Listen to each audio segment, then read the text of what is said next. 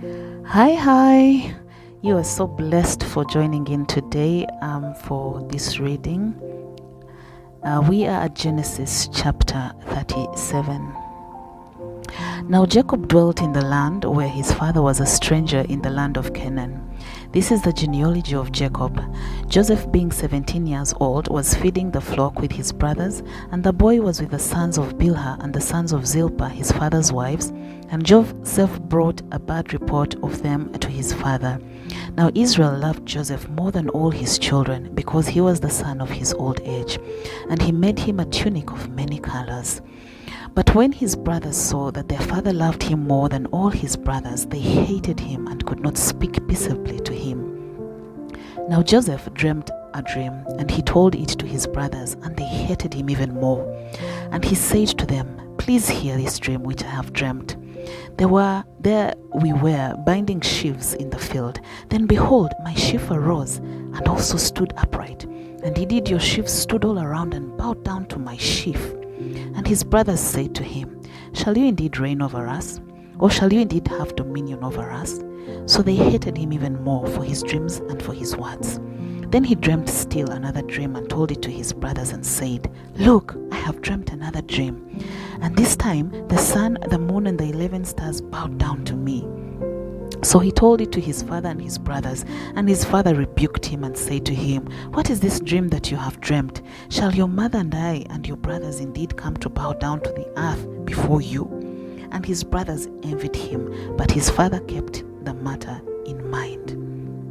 Then his brothers went to feed their father's flock in Shechem. And Israel said to Joseph, "Are not your brothers feeding the flock in Shechem? Come, I will send you to them." So he said to him, "Here I am."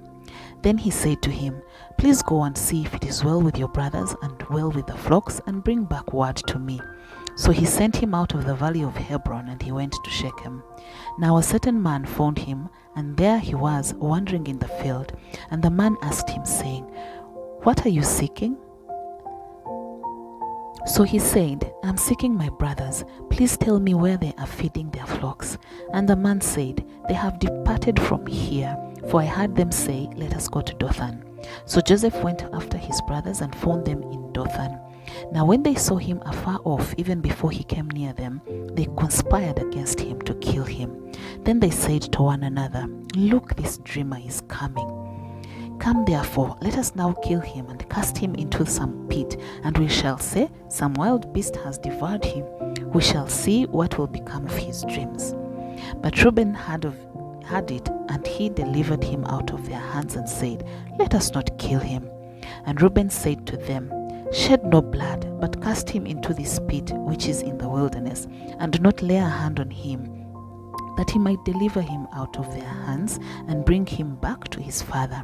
So it came to pass, when Joseph had come to his brothers, that they stripped Joseph of his tunic, the tunic of many colors that was on him.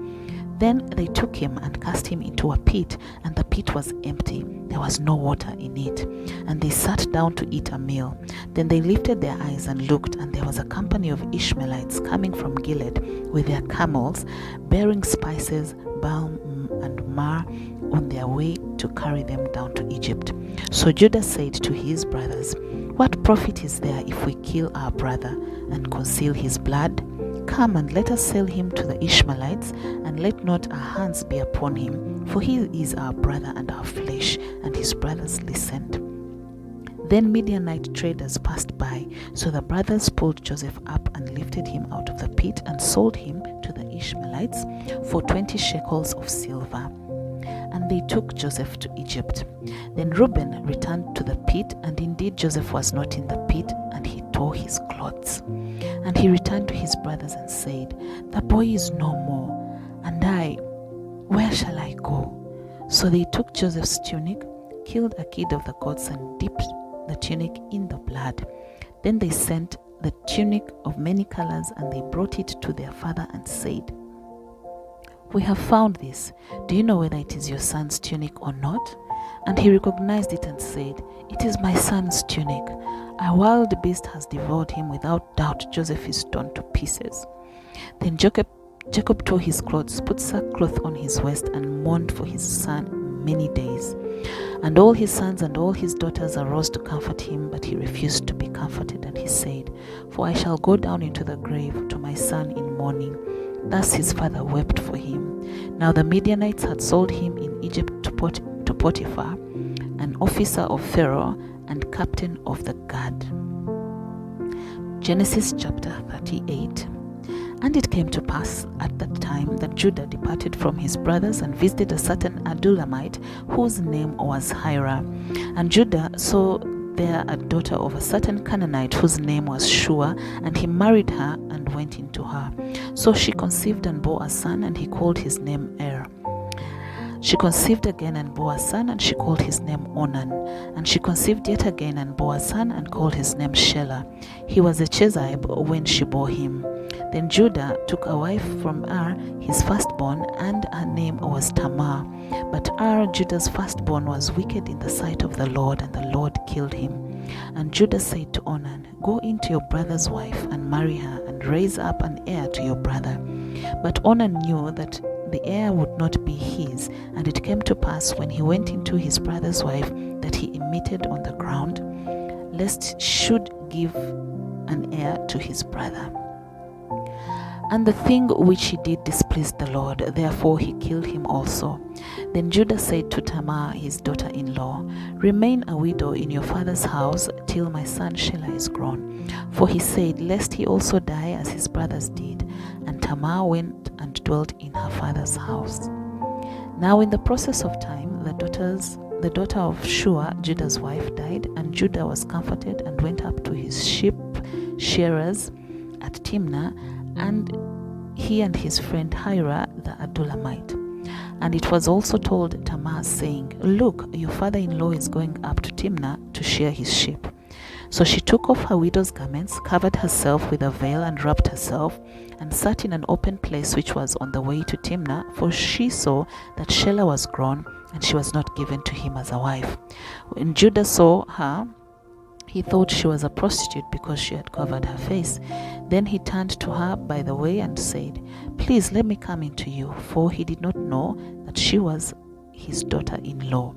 So she said, What will you give me that you may come into me? And he said, I will send a young goat from the flock. And she said, Will you give me a pledge till you send it? Then he said, What pledge shall I give you? So she said, Your signet and cord, and your staff that is in your hand. Then he gave them to her and went into her, and she conceived by him. So she arose and went away and laid aside her veil and put on the garments of her widowhood. And Judah sent the young goat by the hand of his friend the Adulamite to receive his pledge from the woman's hand, but he did not find her. Then he asked the men of that place, saying, Where is the prostitute who was openly by the roadside? And they said, There was no prostitute in this place. And he returned to Judah and said, I cannot find her. Also the men of the place said, There was no prostitute in this place. Then Judah said, Let her take them for herself, lest we be ashamed. For I sent this young goat, and you have not found her. And it came to pass about 3 months after that Judah was told, saying, Tamar your daughter-in-law has played the prostitute. Furthermore, she is with child by prostitution. So Judah said, Bring her out and let her be burnt. When she was brought out, she sent to her father-in-law, saying, By the man to whom these belong, I am with child. And she said, Please determine whose these are, the signet and cord and staff. So Judah acknowledged them and said, She has been more righteous than I, because I did not give her to Shelah my son. And he never knew her again. Now it came to pass at the time for giving birth, that behold, twins were in her womb.